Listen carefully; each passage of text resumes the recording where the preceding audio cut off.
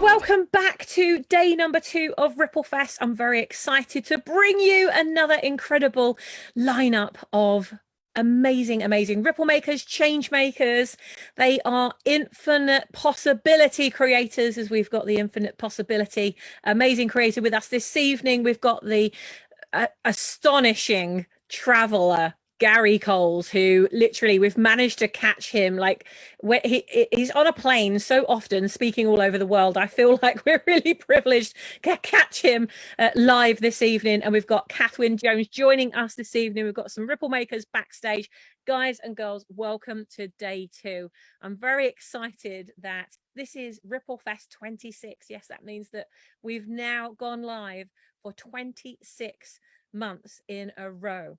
So how cool is that I've been able to interview and bring to these stages over 200 ripple makers from all over the world who have said yes to themselves, they said yes to their vision, and they said yes to showing up here for you, to support you in growing your brand and being that ripple maker that you want to see in the world. So if you've only just joined in, hello to all of those that are joining us new.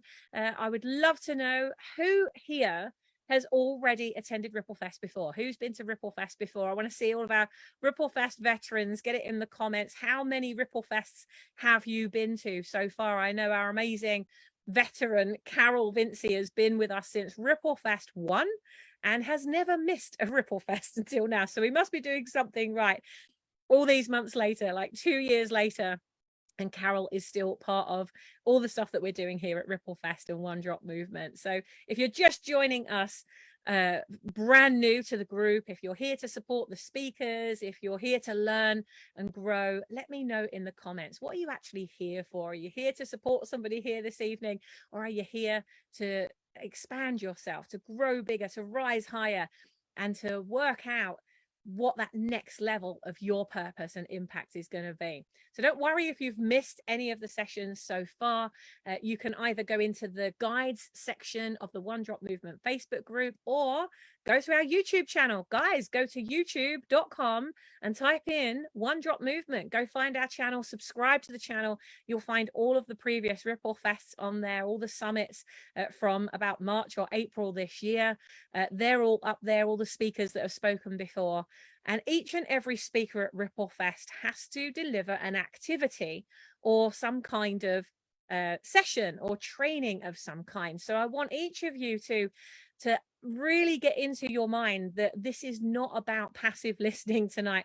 Be ready to type in the comments, be ready to make notes, be ready to learn, and be ready to take action, because we want to be taking action during these sessions, not just sitting back passively and listening. So if you were planning to cook while listening, or planning to do something else while listening to this, I really would encourage you to put everything down for the next hour of power and listen to these incredible thought leaders who are here tonight. So I've got this amazing, incredible, beautiful, gorgeous, juicy lineup for you, as we always have amazing ripple makers. And these are people that I've been on stages with, that I've traveled the world with, that I've met whilst traveling and speaking on stages. And all the people that you're going to meet tonight are people who are international speakers. They have been changing lives all over the world. They've been growing and branding and building their businesses. And now they're here to be with you tonight, taking some time out of their very busy schedules to come and support you in growing your ripple of impact. So guys, tonight we're going to go live with the infinite potentiality coach, Melinda Mulcahy. We've got the amazing hypnotherapist, clinical hypnotherapist and international speaker, Garry Coles. And we've got the conscious practice guide, Kath Wynne-Jones, who's here. All of tonight's sessions are all related to how to own your purpose, how to own the impact, and really how to own that ripple of impact that you're going to go out there and make in the world. So who's excited? Give me a woohoo in the comments on Facebook. Guys and girls, if you are backstage with us on Zoom, please do not put anything in the comments. Make sure that you are logged into the Facebook group and that you are connecting and communicating via the Facebook group. I am just in the Facebook group right now as well. So I'll keep an eye on the comments that are coming in and feedback to our speakers, any questions that we've got. Before we move on, I just want to put a big shout out to our incredible Lydia Birchall, who won a prize at last night's RippleFest. So on day one of our speakers, Stuart Alexander, gave away a £900 media package to the person who went into the prize draw from last night for responding and sharing your vision and your mission and how you talk about your business. So I believe there are about 14 or 15 of you in total that responded to that. You went into a hat and we did the prize draw last night. So Lydia, congratulations, you've won that £900 media package. And I believe that you and Stuart have already started on it today. So we don't hang around here. So guys, we're going to be talking about curiosity tonight. We're going to be talking about finding your purpose. We're going to be talking about how to give your way to prosperity. Garry and I had an amazing conversation when we were speaking at the same event a few weeks ago, and he was telling me all these different stories, and I don't want to give anything away, but he was telling me one story in particular, and I said, oh my God, will you come to RippleFest and share that story? Because I think that's going to have a huge impact on our ripple makers in removing some blocks that you may have that are stopping you from getting where you want to go. So there's only one more thing that I want to mention before we get into our speaker final getting in our groove, getting ready to ripple, and that is to remind you that if you haven't joined the online How to Build a Brand Vault yet, make sure you do. It doesn't cost you anything, but if you are building a business and you want to expand your business and you want to learn how to build your brand, then I've put a little link in the description with this live stream. If you're in Facebook, just look at the description with this live stream and you'll see there's a link there to take you through to the online vault. You don't subscribe to me. Circle will ask you to log in, so you'll need to give it your email and name so that you get access to it. But once you get in there, you'll then have access to, there's challenges in there. There's free challenges that you can go through. There's a visualization archive that I'm building up. So as people ask me to create visualizations on building your brand, stepping out, becoming really visible, anything that you have a block with, I'm creating visualizations and meditations. They're all going up into that library. Again, they're part of that free vault that you'll have access to. And also every single day, I share an article on something that will help you to expand and build your brand and create that ripple of impact that you want to see in the world. So make sure you go click on that link and sign up to that vault so that every time I post an article or I put a new visualization or I put some extra value in there, you'll get notified that it's there. All right, so let's get started with our first ripple maker tonight, the infinite potentiality coach, Melinda Mulcahy. Melinda is an international transformational speaker, emotional change therapist, stress eradicator, curiosity specialist, future proofer, soulpreneur, and unlimited potentiality specialist. That's quite a resume, huh? If you'd like to have the commercial advantage to think more like Einstein and Elon Musk, Melinda can teach you how to understand your greatest superpower so that you can capitalize on it as well. Ladies and gents, let's give her a massive Ripple Makers welcome. Give her a whoop whoop. Give us a Melinda, Melinda. Get those comments going. Light the comments up. Let's get her on stage. Melinda. Hello, hello. So nice to be here. I'm so excited. Welcome to RippleFest, my darling. Thank you for having me. I'm really, really pumped. I'm so pumped. I'm so excited to have you with us because you've been going through your own journey of really like owning your purpose, stepping out there, speaking, getting your name and your voice and your amazing brand out all over the world. I know you're prolific on Clubhouse. You do a lot of speaking and you've been building your brand for a while. So for those people that don't know you yet, can you just share with us, who are you and why do you love doing what you do so much? Well, my name's Melinda Mulcahy, and I really get people to use or capitalize on their curiosity so that they can achieve what they want to achieve. And that means that if they're in any negativity and even mental difficulty, I help them to ask the right questions that trigger their curiosity, that enable them to move from where they are to where they want to be as quickly and as effectively as possible. And I've, in the process of the last couple of years studying curiosity, I've found 70 benefits 70 benefits. But when you consider that happiness, according to Sean Aker of Harvard University, happiness has 9, I think curiosity is pretty impressive. I would say so. I would say so. And based on how you're building your brand around something that's so emotional, what would you advise to those ripple makers who are tuning in that also have a brand that is built on taking someone from a place to a place rather than like a physical product? So how would you suggest that people create their brand around something similar to what you're doing? Well, I think what you'll find this evening is you'll witness curiosity in action. And when I say that, I believe that curiosity is your how. It's how you find answers. So I know that a lot of people talk about, if you want to find your purpose, then you need to know, you want to find your why. But how do you find your why? This is the question. And it's not an easy thing to find. So curiosity is how you find your why. So I believe curiosity is your how. It's your greatest mechanism. Yeah.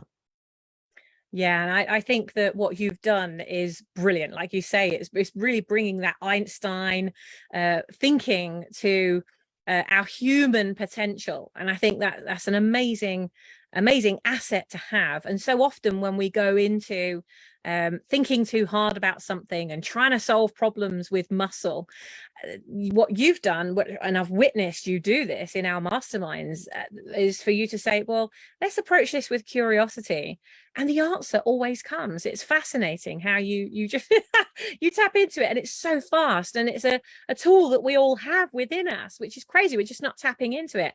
So Melinda, tell us, what is the first step that we can take to get curious, what we can do to really build our curiosity and learn how to build that muscle within our business? Okay, let's go. So the very first thing I want to ask everyone to do is, first of all, type in the box the word purpose if you want to find your purpose today. So if you'd like to type that in, I can't see the chat, so I know that Sammy's going to be looking out for me. Yeah, I'm keeping on the chat. Okay, brilliant. And so the purpose of today is we're going to get to the nitty-gritty of what you really want to achieve, which is to find your passion and your purpose. And if that's something that's really, really important to you, I'm going to give you the questions that you need to ask. And by the way, what I will also do is I can put this together in a PDF, so that I want to go really fast today. And I want you to type in the box the first words that come to your mind. And then you can have all this if you want to get in touch with me, and I'll give you my PDF. And the reason why I'm going to go really, really fast is because I want to trigger your curiosity in a way that you don't edit yourself. The minute you start editing your infinite, wonderful knowledge and your inner voice, then that is your self-editor, which is your ego. So we want to keep ego out of this. Now, the other thing that I want you to be aware of is that don't worry about what anyone else is putting in the chat. You only want to put what you are thinking in the chat. What everyone else is talking about is totally irrelevant to you, okay? It's not a competition. So I want to make that perfectly clear. And the reason why I say that is because, again, that's the editor in you wanting to, sort of, oh, what are they doing? Am I good enough, et cetera, et cetera. And we want to keep that out of the equation, very much so. All right. So with that being said, let's get moving. And I just want to say this as well. Jeff Bezos was known to say, if you can somehow figure out how to have a calling, if you can find your calling, you have hit the jackpot. Okay. So keep that in mind. Okay. So how do you get to your purpose? Well, most people, first of all, what is purpose? Let's look at what purpose actually is, because a lot of people align with, I'm sure you've heard of Simon Sinek, and he would talk about your why as in purpose and meaning. And what the brain does is it will always try and find meaning. The brain is always trying to find meaning. And as it does that, it goes through old information. It's relying on past experiences to find that. So what we want to do is take you out of that and into potentiality. And curiosity is asking questions that you really need to think about the answer. So these are not sort of questions that are going to come straight away, but if they do, it's because they're going to be quick and fast. And you know, again, looking at the reason why purpose is so important, you know, a lot of companies align with their products and services now in terms of their purpose. So it is really, really important. But the other thing to mention here, okay, a lot of people haven't found their purpose. They still don't know their why. And what happens is, here's the question, and I've heard so many people do it. I can't find my why. I can't find my purpose. I can't find my why. You will never find it by putting too much pressure on your brain. So you need to ask the right questions, which is why curiosity works really, really well. It's about asking the right questions to trigger the curiosity. And I'm sure that there's people here, put a yes in the chat if you resonate with that. Okay, so the very first thing to ask, well, actually, there's four main points. I put 5 fingers up. There's 4 main points that we need to really look at. And one is we need to look at your values. What do you really value? So just one word answers, if you please. What do you align with in terms of your value? And you can look at your sort of moral compass here. I want you to sort of, you know, like, is excellence important to you? So those sorts of questions to ask yourself. Do you think that it's important that you are aligning with your heart, for instance, which is really important? And you will find, as you're asking these questions, what I now want you to do is I want you to go into your heart, and I want you to feel if it's true, if the answer that you put in the chat is actually true. So, and your heart will leap, you know, when you feel that value that you're aligning with, your heart will leap for that. It loves it, and you will get excited. Now, again, is using your curiosity. I want you to feel it in your body. So I want you to just go, yes, like if you really are excited about this and you're really pumped, and those and what you're aligning with, your values really means a great deal to you, then say yes in the chat, because your body is saying yes. And this is what we want to do. We want to get into our body just as much as our head. Okay, and as we're doing that, you are going to feel this amazing rush of energy. Does that make sense? Is everyone with me? What do they probably think? We've got yes. Brilliant. Okay. So now we got your values. Brilliant. Okay. Now the next thing is, what are your interests? What are you interested in? What lights you up? You know, what do you get out of bed in the morning for? And think of all the wonderful things that you've done in your life. And what are the wonderful things that you're yet to do? And if you could possibly just write down single words, if you can, I want you to write down as many words as you can. And don't filter yourself. Just keep plowing the words in, keep them coming. And as you're doing that, check in on yourself, check in on your heart, check in on your body, check in on your feeling. How is it feeling within you? And you should start to, like, I'm feeling pumped. I'm feeling the energy. I'm feeling this love. I don't know about you guys, but I'm just absolutely feeling it right now. Oh my goodness. I'm so excited. Okay. Now, once you've got your interests, I want you to now think about all your skills and strengths, all the things people have said to you. I think you're really good at that. And all the things you've said to yourself, I think I'm really good at that. Hell yeah, I'm good at that. I want you to not worry about all the things you're bad at, or maybe not good at. Because here's the thing, even if you may not be good at it, but it might be a skill that you might need to overcome. That's a small stepping stone on the steps to success. That was a thing that I was talking about earlier on today. So don't even worry if, you know, you think that you've got weaknesses there that might hinder you. And I'm pretty sure that Gary's going to help you with those too. But what we want to do is we want to just look at your skills, look at your strengths mainly. We want to focus on those. And what we want to do is I want you to bring them all in, and I want you to place them in your heart. And I want you to feel that in your heart. And now we're really, really, oh my God, I'm feeling it. I'm literally, I've got goosebumps. I'm feeling a Harry Met Sally moment coming on with Melinda any moment now. So feeling it. X-rated RippleFEST. Excellent. Okay, so now you've got your skills and your strengths and put aside your weaknesses. What I want you to do is I want you to think of your intuition now. What really, what do you align with your intuition? What really feels good in your life? What is your sort of passion? Things that, that really get your heart on fire, set your heart on fire. Now, what I want you to do is I want you to also consider your intention here. What do you intend to do? Here's a really, really interesting concept. What is your intention? Is it to help other people? Is it to, like Sammy helps people every single day to find their brand? That's, she's building this community. So it's a number of things that Sammy has done. That is her intention.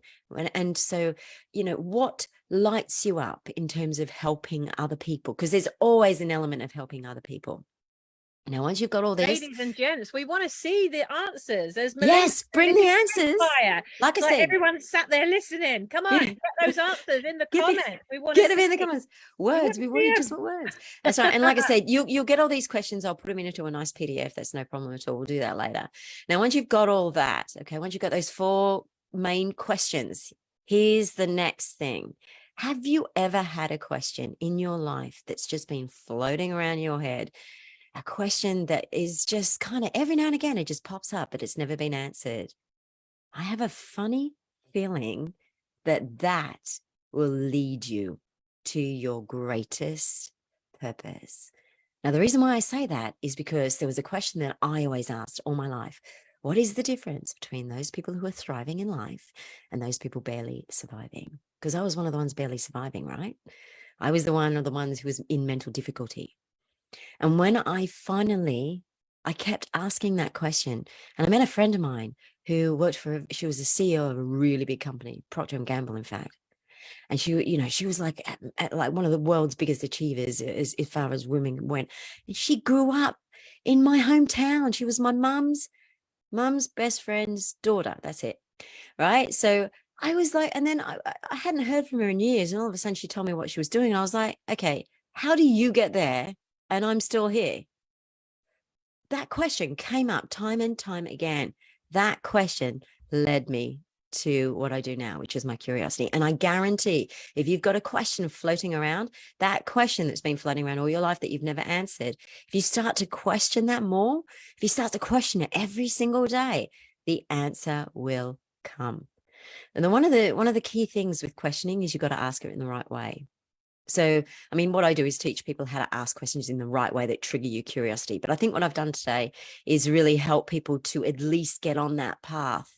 And you've always just got to check in on yourself. You've got to check in with your heart. You've got to check in that your energy levels are really, really spiked, because that's when you know you're on the right path. So I hope that I've helped in some way, shape or form to help people find their greatest passion and their purpose. And also, always try not to edit yourself so much. That's what I'm going to leave you with, my parting gift. Amazing. Well done. Thank you, Melinda. Give it up for Melinda. I love all the questions that you asked there, and I would love to see every single one of you come in and answer those questions. And don't think too much about it. As Melinda said, stop editing yourself. Stop judging the idea before it's come out. I mean, how many times do we have that idea and we go, oh, that's stupid, or oh god, no one we judge it. We already put that filter on. And yet what would happen if we just let it go? What would happen if we just let flow that conscious stream of thoughts? Melinda, just out of curiosity, what was the answer? What was the answer? The difference between those who are barely surviving and thriving, how you think. Yes. There you go. The minute I realized that, and I didn't realize that until I found curiosity. The difference is how you think. Yeah. Amazing. Melinda, that's awesome. Guys and girls, what did you just learn? What have you got from that? What are you going to go and take action on? I'd love to see that in the comments. I'm just going to refresh the stream right there. I just want to say thank you to each and every one of you for participating and getting stuck in there. I can see we've got some really good comments coming in. I'll go back and look through all of those. Lydia is currently saying yes to the big O.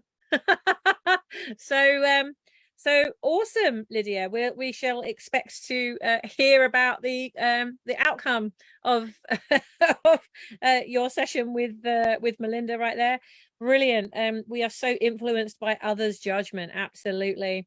Seeing people blossom when they confidently discover their brilliance. Debbie, seeing that relief in my client's eyes when we get there. Drusilla, supporting decision makers, building trust in the community. Donna, deep embodiment and presence. Lisa, helping others feel empowered. Love it. Keep those answers coming in. Brilliant. Thank you so much, Melinda. I hope you can stick around and stay backstage with us while we move on to our next phenomenal speaker. All right, let's get him up on stage. We've got international speaker and clinical hypnotherapist Garry Coles. Garry is one of a very small number of hypnotherapists to hold an MSc in clinical hypnotherapy. He has consulted at a major UK hospital for over 17 years, practicing with thousands of cancer patients, specializing in oncology-based hypnosis work for patients throughout their entire cancer journey. The UK Hypnosis Convention in 2016 claimed Garry to be amongst the top 30 hypnotherapists in the world. And in addition to the hospital, Garry has five busy practices in London and the southeast of the UK, including one based within a GP surgery. Yes, GPs are starting to take notice of hypnosis. Garry is a regular presenter at conferences and conventions all over the world, as well as presenting his own popular masterclasses. And guys and girls, he is here with us live between flying all over the world. We've managed to capture him, we've kidnapped him, we've brand napped him, ripple napped him to come and join us on the stage. So guys and girls, give a very warm Ripple Maker welcome to Garry Coles. Thank you. And hello. Hello. Garry, I'm so excited to have you here. And oh my gosh, amazing to capture this moment in time with you. So we want to squeeze as much as we can in the time we've got. So Garry, I gave a little bit of information about you there. Tell us what I didn't say. What did I miss out of that introduction that you want everybody to know about? I think that's pretty much it. As you said, my specialism is hypno-oncology. It's hypnotic interventions for the cancer journey. That's what I'm known for. I am a full-time hypnotherapist, but that's the stuff that I'm known for worldwide in particular. Yeah, and because you've niched so much in that area, and you've really, I mean, guys and girls, I met Garry when we were speaking on stage at an event a few weeks ago, and Garry's session, even though I am not a hypnotherapist, I sat through all of Garry's session because the research that Garry was sharing, the amazing work that you're doing around cancer. I mean, it's not just, you're not just reading a book and then regurgitating that. You're creating the bloody book. You're part of the research. Tell us all how you've built your brand as a hypnotherapist, because we've got a lot of people here who are coaches, and in fact, tell us in the chat, are you a coach, are you a hypnotherapist, are you a mentor, are you a trainer? Like, tell us, sum it up in one or two words. How would you brand yourself? And if you've got a fame name, definitely get that in there. So Garry, how have you done it? Because you've got 5 practices, you're speaking all over the world, you're the example of what all these guys and girls want to do. So well, it sort of jumped from being just a jobbing hypnotherapist. That was my original thing, just a jobbing hypnotherapist. I mentioned a bit, you mentioned research, that I'm very interested in. I've written a hypnosis script book. I'm writing an academic book at the moment. But my research that actually got me noticed was part of my master's degree research. I actually did a study into pre-surgical hypnosis and the effects that it had on the recovery quality in breast cancer operations. And I was able to demonstrate that it did, and how and why, in a very scientific way. But prior to that, that was, I'm not a person that sort of necessarily believes in karma and all these other things, but it's been a story of being in the right place at the right time and almost giving something back before it starts giving me back. Because I started off as just a general hypnotherapist. My original idea, and again, everything happened out of the blue. A few weeks after I qualified as a hypnotherapist, I had a phone call from the hospital. And they said, we've just heard you qualified as a hypnotherapist. We used to have one in the cancer unit. They've gone. It would be really useful. Would you like to donate some time to us? And at that time, there was two sides. One, I lost my mother very young with cancer. So obviously there was a little bit at the back of my mind. But at that point, being newly qualified, I was feeling a little bit mercenary, thinking I need experience now. And I suddenly got this offer of working in a hospital, and I was seeing 8 patients a day straight off the bat. So my experience went through the roof. And my impression, or my idea at that time, was to go to the hospital for a few weeks, gain experience, and then go off. And as you've mentioned, over 17 years later, I'm still there. I never did get away. I only do sort of half to 1 day a week now. But I've worked with a couple of thousand cancer patients in that time. But then just through the work that I was doing there, the hospital sent me on lots of cancer courses, so I didn't realize how much knowledge I had. Then there was another famous hypnotherapist asked me to do some research for them in that area, and asked me how much I would charge. And I said, well, no, I do my cancer work for free. I do that as a charity 1 day a week. So I did a year's research for them, and they said, oh, how much do you want? And I said, no, I said I do it for free. So they said, oh, well, you deserve something, so I'll take you under my wing and teach you everything I've perfected over the years. So I learned a lot more things there. Then I got invited to a party in Harley Street in London, where I met one of the daytime TV doctors. He was learning hypnotherapy, but wasn't confident enough to use it. And he asked this other hypnotherapist that was mentoring me whether she would work with his patients. And she turned around and said, oh, no, I'm just going back to my home in America. Gary's really brilliant. He'll sort them out for you. So I ended up working with his patients to such an extent that he became my patient. Which is why I can't say who it is. And then I got invited back to another party in Harley Street, and I said, I'd love to get into Harley Street one day, but I don't know how to. And he said, well, join my practice. So I joined his practice. He's now long gone, and I share it with somebody else. So that got me into there. Then I had I got offered the chance to do a master's degree, and decided I wanted to make it really difficult for myself and do medical research. Which I did, which was the research I just did. And it proves that how the doctors and surgeons are now taking it more seriously, because the one person, I had lots of ethics issues, but the one person that stood in my way was the teaching surgeon. They said, you've got to have a meeting with her. If she says yes, it's happening. If she says no, it's not happening. And she was giving me such a hard time. I thought, there's no way she wants to do this. She's just trying to catch me out, making me look stupid. And in the end, I think she was just making sure I wasn't time wasting, that I was doing robust scientific research. And at the end of it, she said, yeah, okay, we'll do it. And that was good. So I went on and did it. And I remember the best moment I had in the research was about 8 or 9 months later, while I was still doing the research. All the breast cancer operations were done on a Friday morning. And I went in there, and she came up to me and she said, we know which patients work well with you now. We know the sort of people you're looking for. She said, if you want me to change my elective list around to accommodate you, just let me know. And I thought, if I've got the teaching surgeon who's now willing to move their operations around to do what I want to do, then I think, yeah, we've made some inroads there. So the research turned out well. And then I didn't think much more of it, but then I started having a few people learnt about it, and I got emails of saying, oh, you're an expert on this, can you give me some advice? And so I did. And then I was asked to do a couple of podcasts, so I was getting more emails, and international podcasts, even more. And then that culminated with me being invited to speak at the UK Hypnosis Convention, which I'm doing for the 8th time next month. So and then on the basis of that, I was invited to go to Vegas and talk there. And then a few people said to me, you need to put a course together, you need to teach people, doctors, psychologists and hypnotherapists. And initially I thought nobody's going to be interested, and I gave in due to the pressure. So I did put a course together, both online and live, and I did a few in the UK. Then I was asked to do some in Florida, and then in Vegas, and then in New York. I did some across Europe, and then the strangest one out the blue, I even had a group of psychologists ask me to go and do a private one in Bahrain for them. So I had a nice week out in Bahrain teaching psychologists. So it was almost as though I've started by giving things back, And now all these years later, it's paying me back, because now I've got this life that I'm going all around the world talking about what I do, teaching what I do, just based on the fact that I was doing it as a charity to give something back when I started.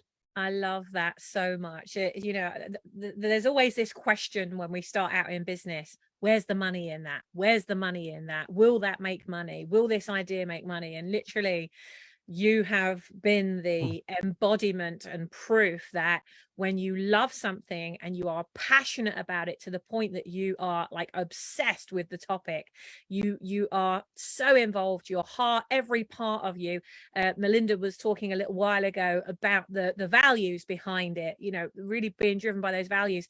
You obviously have a very strong commitment value, and a loyalty to your work value, and a loyalty to the people that you serve value. And so that's been an obvious driver. I can hear that. What I also heard was they were bugging me to do this course, and you were judging the idea. Nobody will think about doing that. Nobody will want this. And of course, you've done it. And now doing that next step, saying yes, it's what I'm hearing is you've said yes at every opportunity. You've said yes. You haven't judged it. And even when you did, the idea was still like, you're not going to say no to this because we're going to force you to do it. Yeah, that was it. And you said yes at every point, and it's worked out. And that's gone to sort of now doing a script book, another academic book on the way, some other products for the general public, sort of going on from there. So there's a lot of things still going forward in that niche that I think will serve people, will help them, give them benefits, but will also produce income. Brilliant. And you are an example for our coaches, hypnotherapists, people that are providing services. You are a brilliant shining example of speaking about that topic, flying all over the world, being a thought leader and a brand leader in that topic. I know that you've got an activity that you want to do with everyone tonight. So what have you got for us? Because I wanted something that wasn't sort of hypnotherapy, but one of the things that we say, being as a hypnotherapist, our job is to change people's ways of thinking, or in particular, change their perception. And there's one thing I always say to people, that I can change your perception about something that fast, and it will be permanent. And people say, no, it's not possible. That's not possible to change perceptions that fast, and particularly make it permanent. And I have a number of stories that I give to clients and patients to say, right, here's a scenario that will change your perception. So I thought it'd be nice to see whether anybody else has got ideas of what, in just one or two phrases or one or two scenarios of just a couple of lines, couple of sentences, what can you say that would change somebody's perception that fast and would be permanent, but then also prove you can, despite it being permanent, then prove you can reverse it. So oh my goodness. any thoughts? I think we should pick somebody to do this with. Who would like to come up? Who wants to come and play? Because we've got some people backstage. All right, Lydia's putting her hand up. Right, Lydia, come on up. Let's pin you onto the screen. Let's get you up there. All right, so Lydia, you're really getting it this time, aren't you? You've won the media package. You're like, I'm just going for it. So right, let's pin you as well, Garry, so that hopefully you can see both Garry and Lydia on the screen. Right, Garry, ask your question to Lydia. Let's do some brainstorming. Go on. What sort of scenario can you give me, a very quick one, short one, task, whatever, that would actually change my perception very, very fast and permanent? About anything at all, just to demonstrate that you can do that.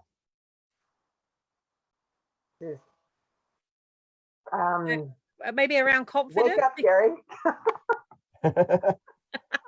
That you can wake up.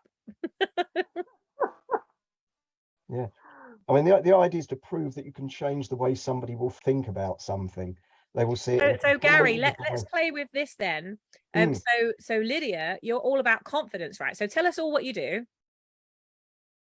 So I work with people, women in particular, to help them to get to the inner confidence, not the like I present, but I'm terrified on the inside, but the actual inside out of I'm confident inside, and that's what I present outside.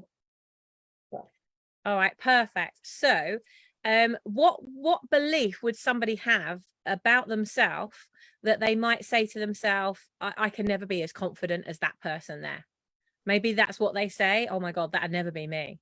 I could never be that confident. I could never be like them. Maybe that's what they're saying. So how can you prove that they could be? Well, for example, with public speaking, to just practice it. I'm all about practicing it and being able to embody, like just get in front of people and start practicing. So that to me shifts those old beliefs away from I can't do it to when they've actually done it and didn't die. They think they didn't die, then they will. There you go. We've just found it. I can prove you won't die when you speak in public. What about that one, Garry?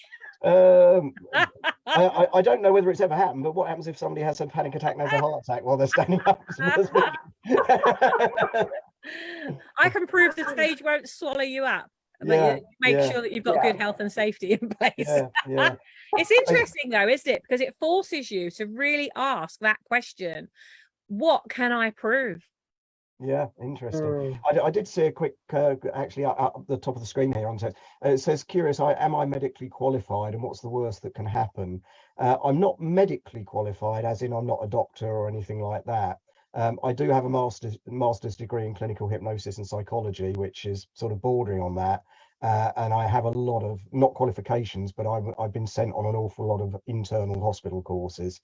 But no, I'm not medically qualified in that way. So, and what's the worst that can happen with hypnosis, particularly in the areas of trauma, is that you can actually traumatize people or re-traumatize people. Somebody's asking that. I did it at the University of West London. I did my master's. Awesome. Well, so Lydia, that's a good question for you to really ponder on. And actually what this comes down to is, what is your brand promise ultimately, isn't it?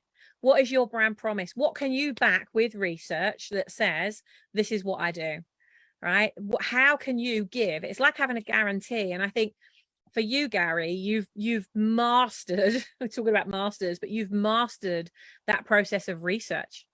You've absolutely the research, and obviously we have the branding. You know, the other thing, as you can see in the background, I set up the Association of Hypno-Oncology Practitioners, so we've got the brand for that's the overseeing part of it, and everything sort of in that brand, if you like, for that particular side of it. Amazing. Lydia, thank you so much for playing. You know what I love about the activity you've just done, Garry, is it's really highlighted the fact that there are a lot of coaches, trainers, speakers, authors, people who are out there trying to build a brand, and they don't have their brand promise in place. They don't have their guarantee in place. They don't have a purpose-driven research-based question that they can prove about what they do. Yeah, well, there you go.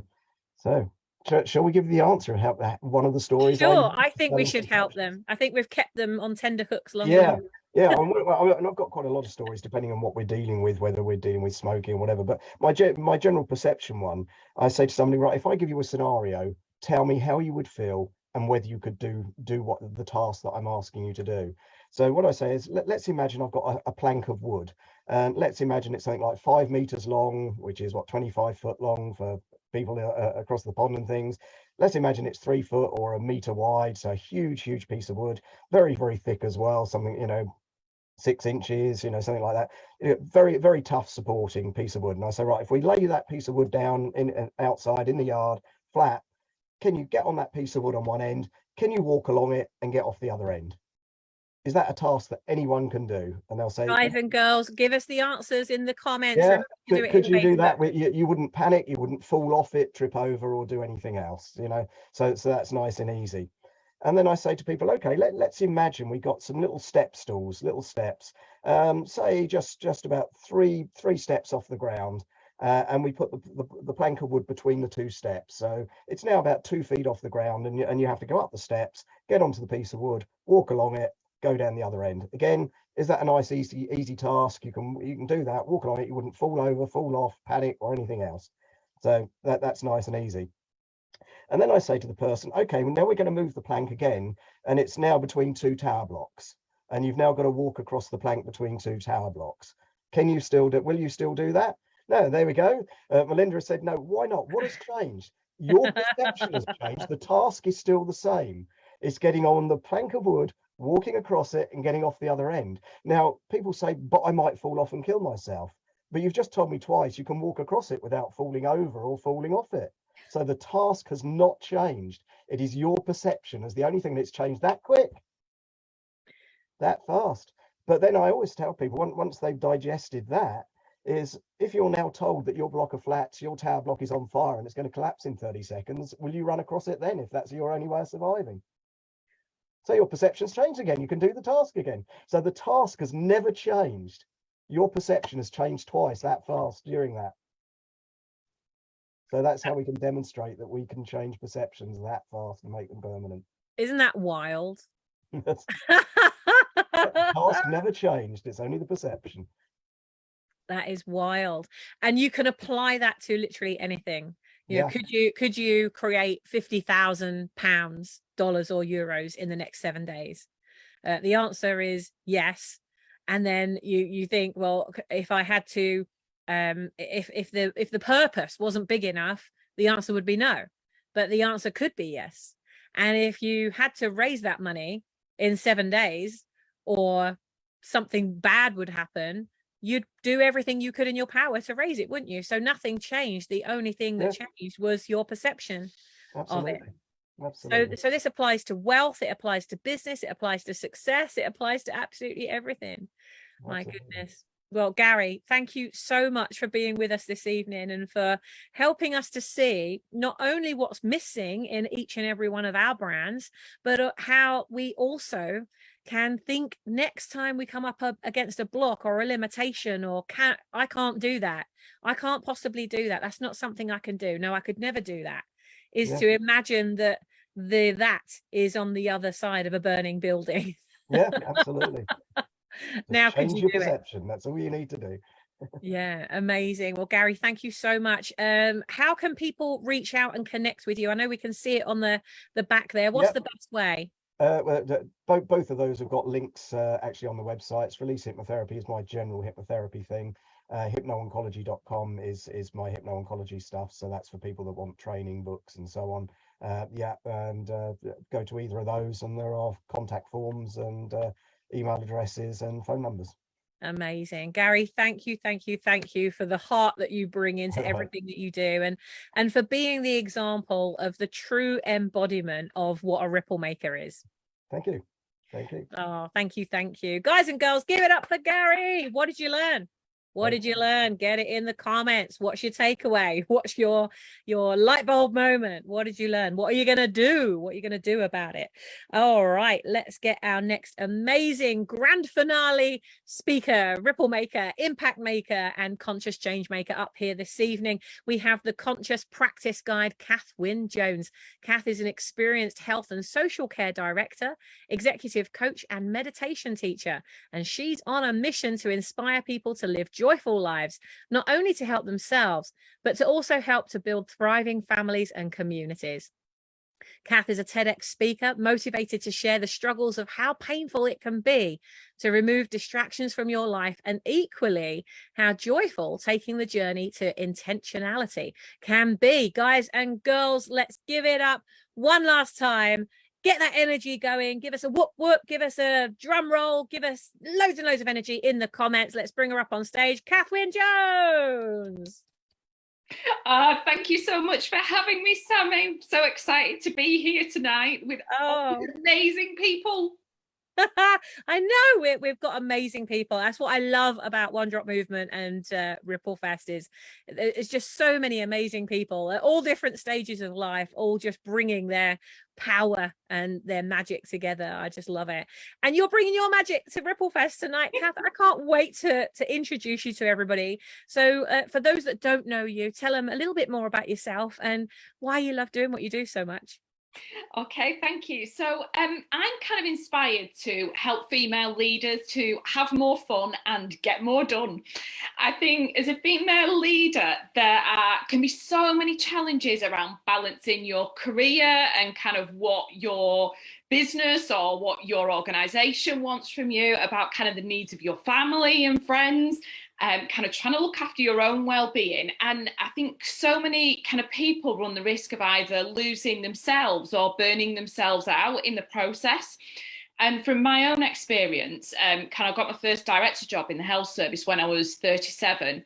And by 40, I had completely burnt myself out because I just didn't have the right tools in place around managing my boundaries, about prioritizing my own well-being, about managing my own kind of confidence and just being kind to myself. So kind of my kind of drive is around helping female leaders to build that kind of strength, that kindness, that compassion within them, and particularly within the health and care setting. So I kind of believe in now our health and care system is so challenged because people don't necessarily want to go into it as a career in the way that people used to. And so it's really important, I think, in health and care at the minute that our leaders are really kind and compassionate and support people with what they've gone through COVID. And some of the staffing shortages that we're facing now, people just really need to be heard and understood. But I don't think that's a natural trait that comes to many people in leadership positions. I think quite often, and I found myself in this position, I'd adopted really kind of masculine leadership tendencies and I'd lost my compassion. And so my kind of heart is about bringing compassion back into the workplace and bringing heart into the workplace. Amazing. I love that. Have more fun and get more done. That's just totally going to stick. That's good branding. That's really good branding. Kath, I know that, all of our leaders here tonight, our ripple makers, our change makers, our impact makers, they are all just like you, have a story, have a message, they're passionate about what they're doing. Tonight is really digging into that purpose and why we do what we do. Mm-hmm. If there's any part of them that's curious about, well, I think I found my purpose, is it the right one? What would your advice be for them?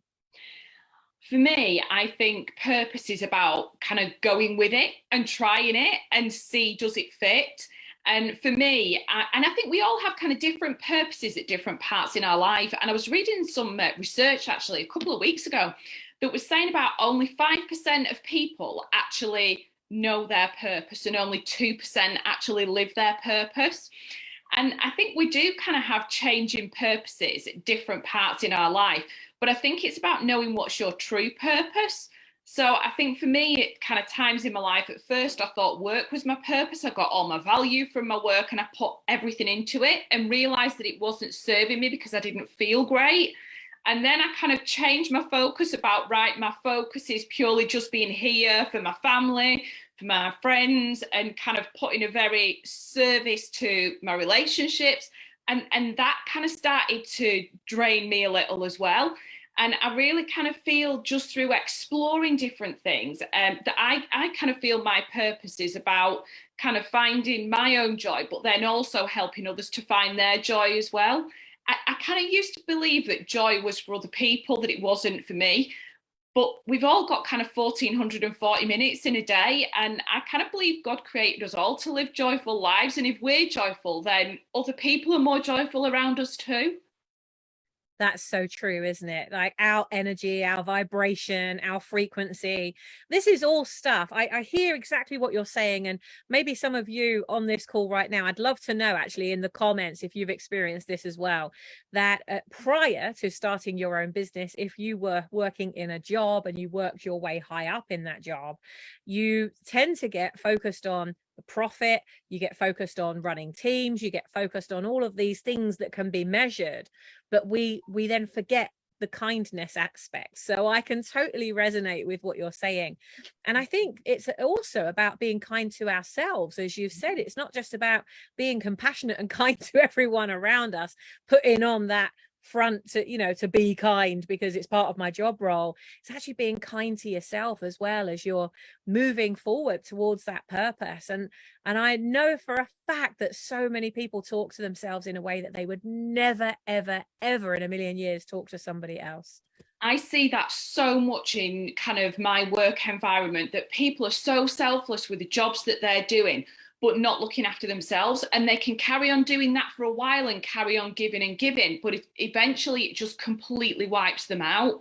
And so for me, it's kind of having that, really creating that self-love and that self-worth so that you can share that with everybody and look after your own well-being, because we can't pour from an empty cup, can we? So it's about how we can keep our own well-being, but in a way that serves other people as well. Yeah, 100%. Well, Kath, I know you've got an activity for us tonight. Let's see. I love it. I love how we've got one topic and such different approaches to it. That's why I love having 3 speakers on the same topic each month. And, you know, you just get such a variety of different ways. There's always some little nugget that you get from each and every person. So, Kath, give it to us. Okay, so I'd just like to ask everybody just to kind of tune into themselves at the minute, just kind of still yourself just for a few seconds and just kind of bring your attention to your breath and just kind of notice what's going on, just to still yourself for a minute. And then once you're still, just tune into what joy feels like for you. And just notice any sensations in your body when you're where you would feel joy. And just bring into your memory the last time you felt joy. Just notice what you were doing, who you were with, what were the noises, what were the sounds, what were the smells around you.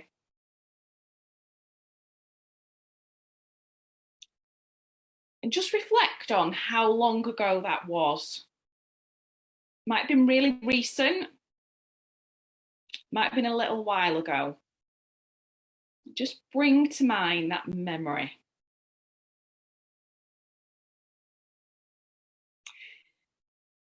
And then once you've got that kind of joyful feeling and you know where it is in your body, just think kind of now, how can you commit to bringing that joyful feeling back really regularly? And what's the one thing that you can commit to tonight that can bring you joy over the next few days, that is going to really help you feel great, but is also going to help your business and your brand as well?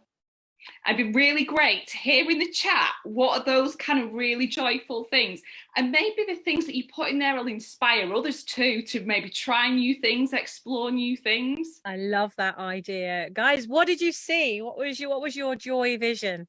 Mine was at the weekend. We went to see our kids and grandkids, and I had one of my grandkids on my lap and we were pretending to drive, and every time he went round a bend I tickled him and he was screaming, you know, like that kid's infectious giggle. That's what I could hear. Like I can actually I've got tears coming to my eyes. That infectious giggle is just too gorgeous.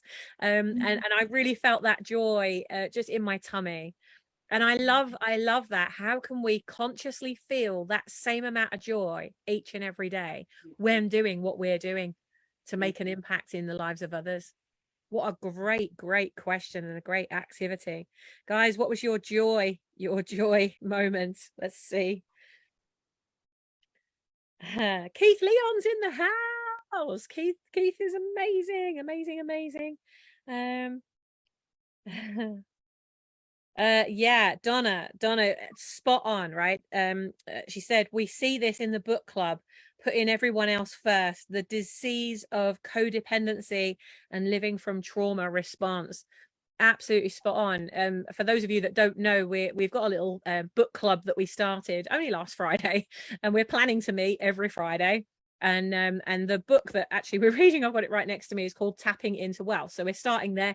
Our amazing Lydia Birchall, who you saw earlier, and Anya Berry, they are leading this, and all of our Ripple makers have bought the book, and every single week we're just committing to read the next chapter of the book, and then we're coming together and discussing what's happening. And in between, Lydia has set us a challenge of a money game.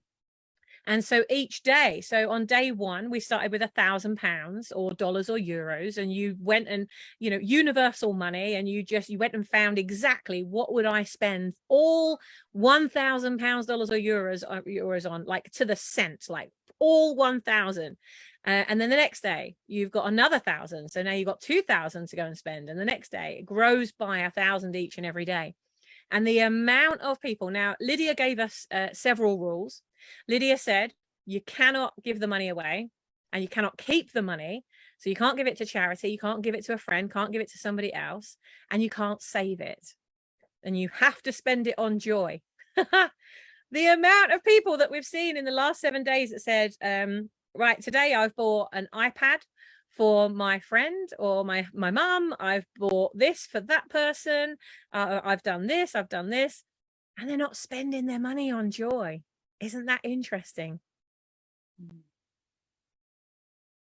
Isn't that interesting? I can't wait to hear from everybody this Friday when we come back. And guys, if you're watching this and you want to be part of the book club, just reach out to me and I'll connect you. We're meeting again on Friday. Kath, that's such a valuable activity that I would love for each and every one of our Ripple makers to go through that and just notice, you know, how could they do like a little test with themselves, maybe tomorrow, you know, so write that feeling of joy, encapsulate it somehow, and then tomorrow for the whole day, just notice how many times you felt that way. Every time you feel that way, put a little note next to it or something, or a tick every time you feel that way, and see how much time you've spent in that intentional joy state throughout the day. Would that be a good activity? Would you add anything to that, Kath? So one of the things I found when I started off on my whole journey around awareness is that I got so busy I forgot to be aware. So I started setting myself a little joy alarm so that every couple of hours I had kind of like my favorite song go off on my mobile phone, and it would just it just caused me to check in with how I was feeling. And if I wasn't feeling great, what was I going to do to change my state? And it may be just going out, feeling the fresh air on my face. It may be having a cup of coffee. At the end of the day, it might have just been going having a nap for 20 minutes, but just really consciously checking in with myself and saying, right, what do I need right now that will help me? But it's also going to help everybody else around me and help my business and my brand as well. Well, it can't not have that ripple effect, can it? When you're in joy, you're a super attractor. You attract all the right things. It's very difficult to attract shit, isn't it? When you're in joy, you're in this place of joy. You can't be a shit magnet. Oh my gosh, this is amazing. What an amazing lineup of speakers we've had tonight, haven't we, guys and girls? Kath, thank you so much for joining us and for sharing your joy with us and giving us the opportunity to ramp up our joy, so we ramp up our ripples that we're making in the world. How can people get in touch with you, Kath? What's the best way? Well, Facebook, or I'm just in the process of building my website at the minute. It's going to be launching in a couple of weeks, but it's Work with Kath, and I can share the link. And if you register there, I'll have some PDF guides and things that go as soon as that are on the website as soon as it goes live, so I can notify you then once it goes live. Brilliant, thank you. Thank you so much for having me. I'm so grateful for you having me. Oh, we're so grateful for you taking the time to come out and play with us today. Well, guys and girls, if you go into the One Drop Movement group, I don't know what happened, by the way. I set this to go out to the One Drop Movement group and it streamed it to my personal profile, which is interesting. Obviously, there was a reason why, because Keith Leon wouldn't have been able to join us on Facebook. Mr. Keith Leon in the house. You wouldn't have seen it if we were in the group. So Keith, make sure you come and join us in the One Drop Movement group. I have streamed this. I piggybacked it, so it is streaming in One Drop Movement as well. We're going to be back same time, same place tomorrow. You are very welcome to join us backstage on Zoom, but we will be streaming it live into the world of Facebook, which is where we keep all of the comments, so they're all in one place. So guys and girls, we've got an amazing final grand finale lineup for you tomorrow.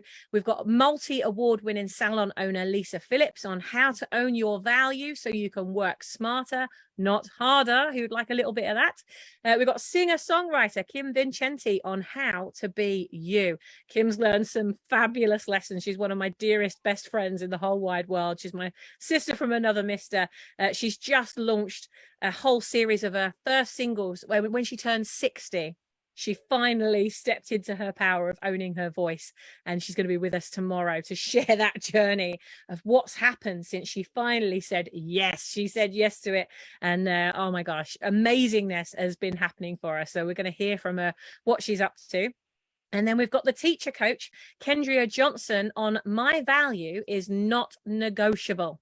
So if you're ready to make your value non-negotiable, if you're ready to stand up, start being brighter and found more by more people than you've ever been found by before, then make sure you're here at same time, same place tomorrow. And if you've loved this session, please do take a little selfie with yourself right now. Just get your camera, take a little selfie of you tuning into RippleFest, and please do share it on your profile.